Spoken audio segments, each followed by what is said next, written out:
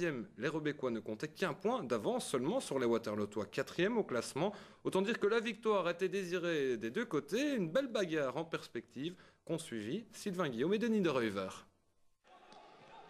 Le premier but de la rencontre va tomber après 30 secondes de jeu. Un but de Quentin Melchior pour Waterloo, ici en blanc. Giuseppe Di Franco est battu mais ne peut rien faire. Le derby commence fort et on revoit ce goal au ralenti.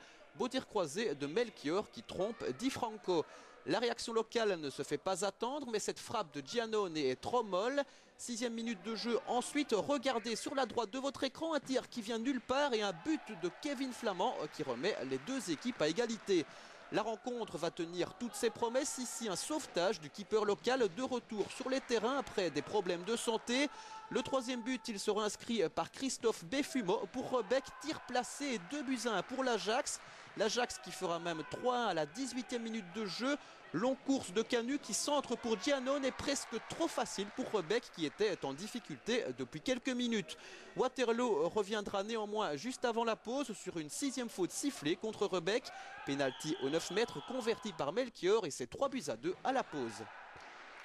À la reprise, c'est Waterloo qui remontera le mieux sur le terrain. Action néanmoins peu dangereuse pour le portier visité.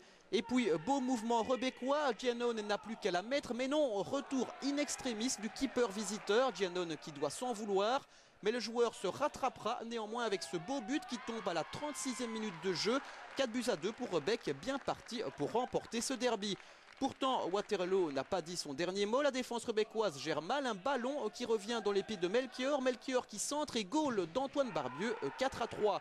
La fin du match sera on ne peut plus rythmée. Canu va faire ici 5-3. Ensuite, ce sera 6-3 sur un contre. Les Waterlootois perdent leurs moyens suite à quelques décisions discutables de l'arbitre. Waterloo qui reviendra néanmoins à 6-4 sur ce splendide tir d'Arnaud Lebrun. Trop tard, Rebec fera encore 7-4, derby remporté par l'équipe la plus forte qui n'a cependant pas toujours été à la fête face à Waterloo. Mais Rebec, et ce n'est pas négligeable, a réussi à garder son calme tout au long de cette rencontre.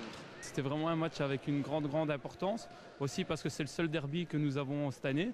Donc on tenait vraiment à jouer parfaitement et à faire belle figure devant notre public qui est magnifique. Nous avons vraiment un super public, nous avons fait aussi une grosse pub justement pour ce derby. Et je crois que franchement ça a répondu à nos attentes. Je crois que vraiment c'est le moment clé quand ils ont commencé à s'énerver parce que c'était assez équilibré, je veux dire, dans le jeu. Mais avec les 2-3 fautes que l'arbitre n'a pas sifflé, malheureusement, heureusement pour nous, malheureusement pour eux, mais ça c'est le football.